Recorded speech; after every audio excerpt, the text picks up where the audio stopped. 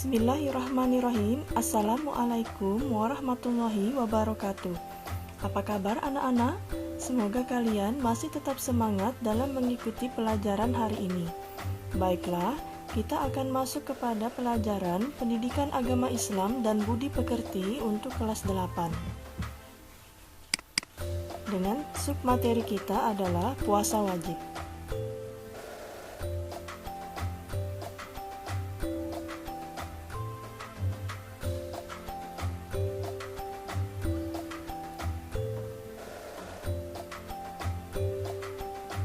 Tujuan pembelajaran kita adalah peserta didik mampu menjelaskan ketentuan puasa wajib dengan benar.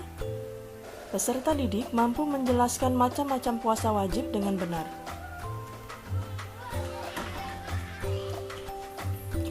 Apa yang kalian ketahui tentang pengertian puasa wajib?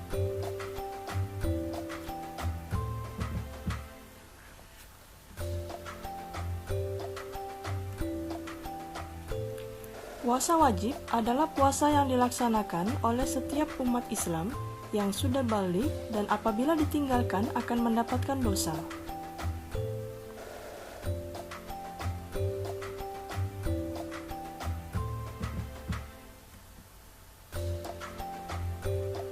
Adapun macam-macam puasa wajib terbagi menjadi 4. Yang pertama, puasa Ramadan.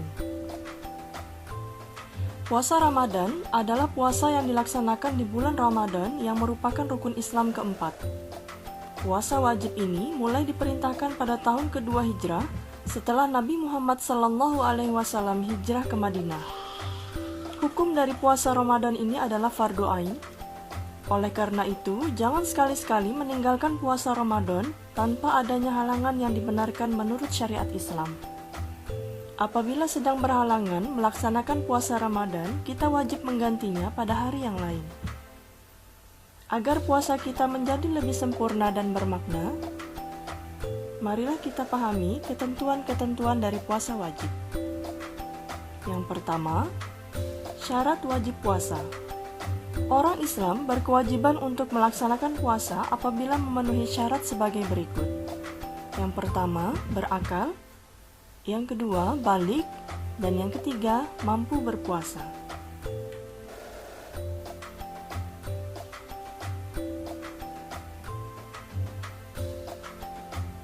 Yang kedua, syarat sahnya puasa. Di samping syarat wajib, ada juga syarat lain agar puasa kita menjadi sah.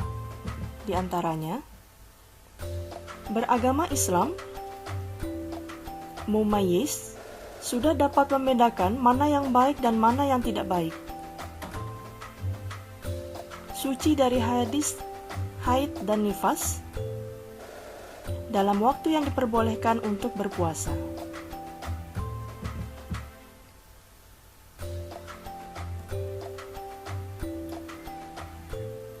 Tiga, rukun puasa. Orang yang akan melaksanakan puasa harus memiliki dan memenuhi rukun puasa antara lain, yaitu niat untuk berpuasa. Ketika hendak berpuasa di bulan Ramadan, lakukan niat di dalam hati dengan ikhlas. Apabila diucapkan, maka niat puasa tersebut adalah Bismillahirrahmanirrahim. Nawaitu sauma godin an adai fardhi syahri Ramadan hadhihi sanati fardhu lillahi ta'ala. Yang artinya, saya berniat puasa Ramadan esok hari untuk menjalankan kewajiban di bulan Ramadan tahun ini karena mentaati perintah Allah Subhanahu wa Ta'ala. Yang B, menahan diri dari segala sesuatu yang membatalkan puasa dari terbit fajar sampai terbenamnya matahari. Yang keempat, hal-hal yang membatalkan puasa. Berpuasa menurut bentuk ibadah kita kepada Allah Subhanahu wa Ta'ala. Untuk itu, kita harus berhati-hati dalam melaksanakannya. Ada 6 perkara yang bisa membatalkan puasa kita, di antara lain makan dan minum. Makan dan minum yang membatalkan puasa adalah apabila dilakukan dengan sengaja. Kalau makan minum dilakukan dengan tidak sengaja karena lupa, hal ini tidak membatalkan puasa. Muntah yang disengaja atau dibuat-buat. Apabila muntahnya tidak disengaja, tidak membatalkan puasa. Berhubungan suami istri. Orang yang melakukan hubungan suami istri pada siang hari di bulan Ramadan dapat membatalkan puasanya. Ia wajib mengganti puasa itu serta membayar kifarat atau denda. Ada 3 macam kifaratnya, antara lain memerdekakan hamba sahaya. Kalau tidak sanggup memerdekakan hamba sahaya, maka wajib berpuasa 2 bulan berturut-turut. Kalau tidak kuat berpuasa, maka bersedekahlah dengan memberikan makanan yang mengenyangkan kepada 60 fakir miskin, dan tiap-tiap orang mendapatkannya 3/4 liter beras atau yang setara. Berikutnya, keluar darah haid atau nifas bagi perempuan. Gila atau sakit jiwa. Keluar cairan mani dengan sengaja untuk laki-laki.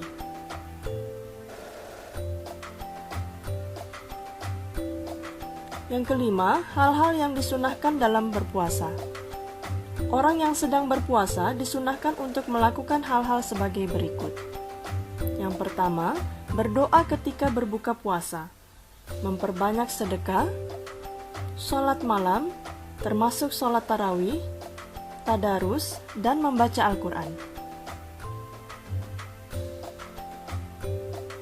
Yang keenam, hal-hal yang mengurangi pahala puasa. Hal yang dapat mengurangi, bahkan menghilangkan pahala puasa, adalah semua perbuatan yang dilarang oleh Islam. Contohnya, membicarakan kejelekan orang lain, berbohong, mencaci maki orang lain, dan sebagainya. Yang ketujuh, orang-orang yang boleh berbuka pada bulan Ramadan.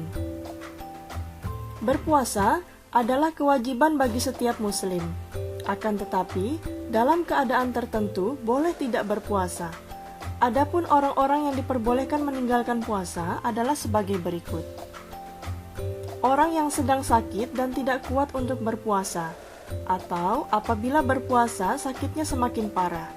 Namun, ia harus menggantinya di hari lain apabila sudah sembuh nanti. Orang yang sedang dalam perjalanan jauh, ia pun wajib mengganti puasanya di hari lain atau mengqadha. Orang tua yang sudah lemah sehingga tidak kuat lagi untuk berpuasa, ia wajib membayar fidyah, yakni bersedekah tiap hari 3/4 liter beras atau yang sama dengan fakir miskin. Berikutnya, orang yang sedang hamil dan menyusui anak. Kedua perempuan ini, kalau khawatir akan menjadi mudarat kepada dirinya sendiri atau beserta anaknya, mereka wajib mengqadha puasanya sebagaimana orang yang sedang sakit.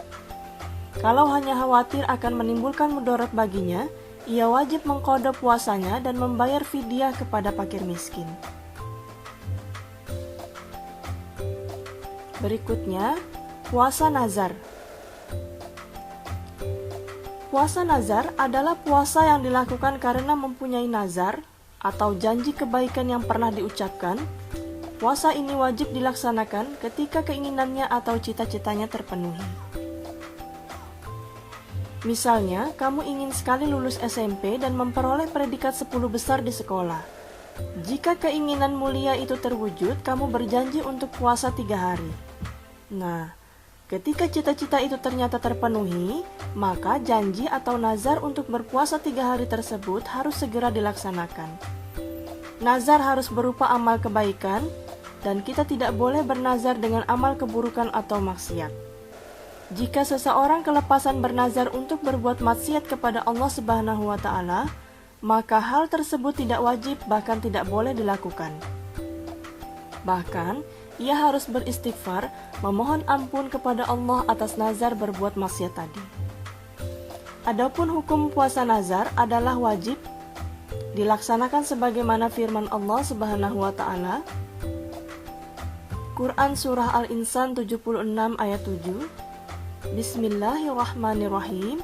Yufuna bin nazri wa yakhafuna yawman kana syarruhu mustatiron. Artinya, mereka memenuhi nazar dan takut akan suatu hari yang azabnya merata di mana-mana. Berikutnya, Puasa qadha.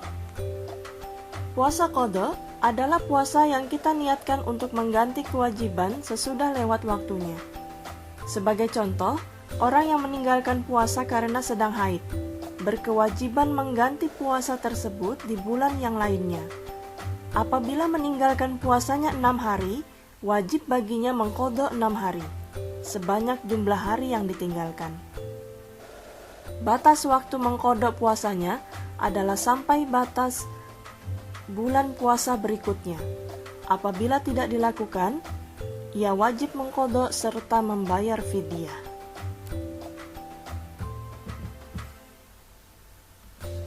Berikutnya, puasa kifarat. Puasa kifarat adalah puasa yang wajib dikerjakan karena melanggar suatu aturan yang telah ditentukan. Puasa kifarat wajib dilaksanakan apabila terjadi hal-hal sebagai berikut. Yang pertama, tidak mampu memenuhi nazar. Nazar merupakan janji yang wajib dipenuhi oleh seseorang. Namun, kadangkala seseorang tidak sanggup memenuhi janji tersebut karena sesuatu halangan. Contohnya, seseorang berjanji jika sembuh dari sakit, ia akan melaksanakan umroh. Apabila sakit yang dideritanya sudah sembuh, maka dia wajib melaksanakan umroh. Namun, saat itu dia belum mempunyai ongkos untuk pergi umroh. Maka, dia boleh menggantinya dengan fidyah kepada 10 orang fakir miskin. Jika tidak mampu membayar fidyah, dia wajib berpuasa selama 3 hari. Yang kedua, berkumpul dengan istri siang hari di bulan Ramadan. Dalam kasus semacam ini, orang tersebut wajib melaksanakan puasa kifarat selama 2 bulan berturut-turut. Yang ketiga, membunuh secara tidak sengaja. Membunuh merupakan perbuatan keji yang dilarang oleh Allah Subhanahu wa Ta'ala dan termasuk dosa besar. Namun, seringkali terjadi kasus terbunuhnya seseorang, namun sebenarnya pelakunya tidak menginginkan hal itu terjadi.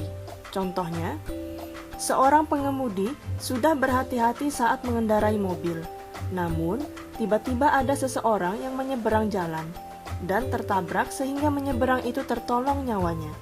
Dalam kasus semacam ini, penabrak wajib membayar kifarat berupa memerdekakan hamba sahaya sambil memberikan santunan kepada pihak korban. Jika tidak mampu, dia harus berpuasa selama 2 bulan berturut-turut. Yang keempat, melakukan zihar kepada istrinya atau menyamakan istrinya dengan ibunya.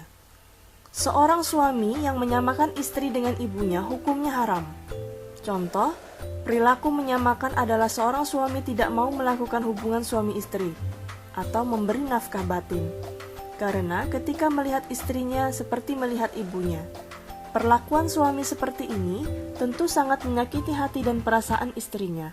Hal ini sangat dilarang oleh Allah Subhanahu wa Ta'ala. Apabila perbuatan ini sudah terlanjur, maka suami tersebut harus membayar kifarat dengan memerdekakan hamba sahaya atau berpuasa 2 bulan berturut-turut. Yang kelima, mencukur rambut ketika ihram.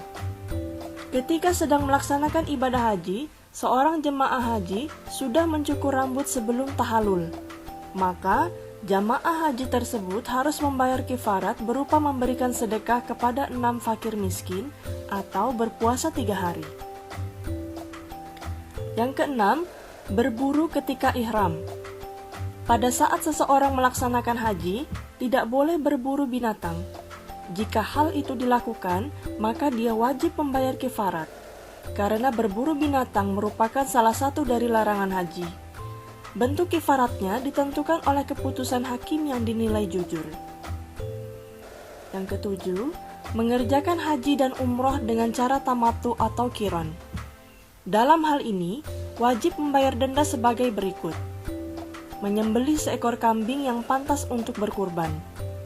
Apabila tidak sanggup memotong kambing, ia wajib melaksanakan puasa selama 10 hari. 3 hari wajib ia kerjakan pada saat ihram, paling lambat pada hari raya haji, dan 7 harinya wajib dilaksanakan sesudah ia kembali ke tanah air. Baiklah anak-anak, Ibu harap kalian dapat memahami materi yang sudah Ibu paparkan di video ini.